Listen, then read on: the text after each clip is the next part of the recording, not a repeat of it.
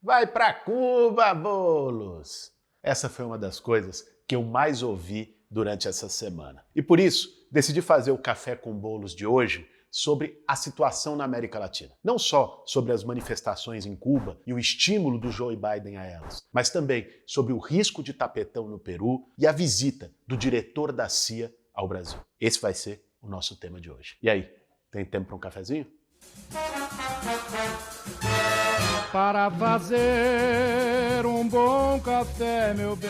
Essa semana, Cuba foi assunto nas redes sociais no Brasil e no mundo todo. Aconteceram manifestações em Havana e em várias cidades da ilha, motivadas pela crise econômica agravada ainda mais pela pandemia. E a direita brasileira não perdeu tempo. Saiu da toca para atacar os socialistas, o governo cubano e a esquerda. O mesmo pessoal que dizia que era uma escolha muito difícil em 2018 e que não diz um pio sobre 19 milhões de brasileiros com fome, resolveu se preocupar com a situação dos cubanos. Os mesmos que ajudaram a achincalhar e expulsar os médicos cubanos daqui do Brasil, que vieram trabalhar dignamente em comunidades afastadas, que muitas vezes nunca tinham visto um único médico. Todos esses se sentiram agora no alto de uma autoridade moral para falar das condições de vida em Cuba. Bom, independentemente deles, as manifestações que aconteceram em Cuba são legítimas, como reconheceu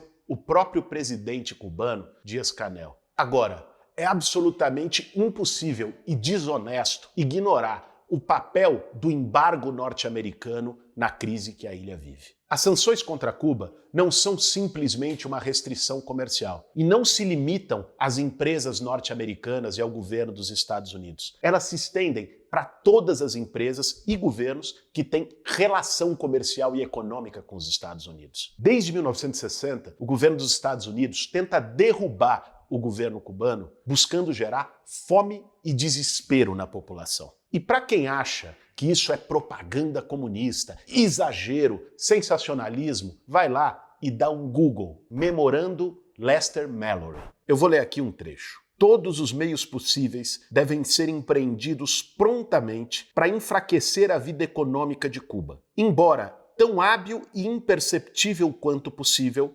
faça os maiores avanços na negação de dinheiro e suprimentos a Cuba, para diminuir monetários e salários reais, para provocar fome, desespero e derrubada do governo. Isso é uma mensagem do subsecretário de Estado para Assuntos Interamericanos do governo dos Estados Unidos para o presidente do país. Os Estados Unidos estão usando a mesma estratégia com Cuba há 61 anos, o que deixa claro que não é apenas a mão invisível do Império do Norte que opera na América Latina. Tem também a sua mão visível. Em 1964, eles apoiaram abertamente o golpe militar no Brasil. Em 1973, a digital do tio Sam está na arma que matou Salvador Allende e iniciou a ditadura mais sangrenta da América do Sul, no Chile. Praticamente todas as ditaduras militares do continente tiveram influência direta dos Estados Unidos. Mas você pode achar que isso é coisa do passado, do tempo da Guerra Fria, que isso não acontece mais. Bom, vamos para a Bolívia, em 2019, há menos de 2 anos atrás. Lá teve um golpe miliciano contra o Evo Morales, com conivência das Forças Armadas bolivianas. Poucos dias depois, a presidente autoproclamada Jeanine Áñez, que era uma senadora, recebeu o reconhecimento da Casa Branca como chefe de Estado da Bolívia. Uma reportagem do Intercept revelou que já em 2020, quando se convocou as eleições e os golpistas foram flagrosamente derrotados nas urnas da Bolívia, um alto funcionário do governo de Jeanine Áñez fez contatos com os Estados Unidos para recrutar mercenários para, mais uma vez, impedir que o resultado das eleições se concretizasse. Queriam a todo custo evitar a posse de Luiz Arce na presidência. Existem até áudios que foram revelados das comunicações entre os golpistas e os mercenários. Você viu algum dos direitistas brasileiros que passaram a semana falando SOS Cuba, falarem SOS Bolívia no golpe de 2019 ou na tentativa de tapetão de 2020? Não, né? A hipocrisia manda um abraço. E o risco golpista na América Latina segue a pleno vapor. Agora, em 2021, há 2 meses, Pedro Castillo ganhou as eleições no Peru por uma margem pequena. A candidata derrotada, Keiko Fujimori, de direita, não quer reconhecer os resultados e apelou para o tapetão, abrindo uma instabilidade institucional que gera o risco de que Castillo, um presidente do campo popular, não assuma. Aliás, a gente nem precisa ir muito longe. Há 2 semanas, o diretor-geral da CIA, William Burns, veio para uma visita oficial no Brasil e se reuniu com altos funcionários do governo Bolsonaro, incluindo o general Augusto Heleno, ministro-chefe do Gabinete de Segurança Institucional. A pauta, ninguém sabe. O que eles vieram fazer aqui? Tomar uma xícara de chá? Nem a velhinha de Taubaté acredita numa história dessa. Ainda mais considerando que falta pouco mais de 1 ano para as eleições no Brasil, com Bolsonaro em queda livre e chances reais de vitória eleitoral da oposição. Tem caroço nesse angu.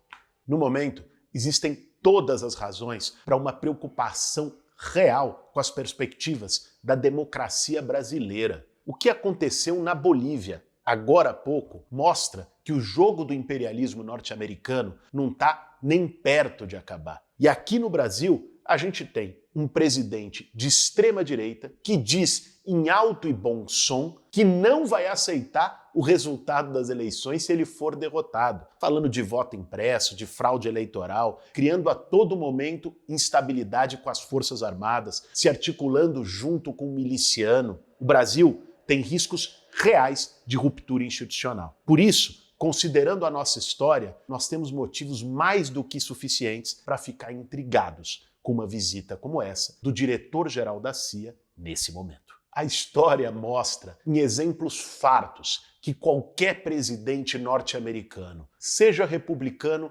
seja democrata, no fim do dia está preocupado em garantir os interesses econômicos do império e não a democracia ou a soberania popular de qualquer país do mundo. Ainda mais aqui na América Latina, que desde os tempos coloniais eles insistem em tratar como seu quintal. Tem gente que acha que isso é teoria da conspiração, mas basta a gente olhar a história. Aliás, a teoria da conspiração na intervenção norte-americana na América Latina dura 50 anos, que é o tempo em que ficam confidenciais os documentos da CIA. Depois, quando esses documentos aparecem, deixa de ser teoria da conspiração e passa a se chamar história. Foi assim no golpe de 1964. Durante muito tempo, as pessoas acreditaram que era conspiratório falar da intervenção dos norte-americanos no golpe militar brasileiro. Em 2014, quando se revelaram os documentos dos Estados Unidos, ficou claro a participação do próprio presidente norte-americano na orientação do golpe e o papel que o embaixador deles teve na articulação direta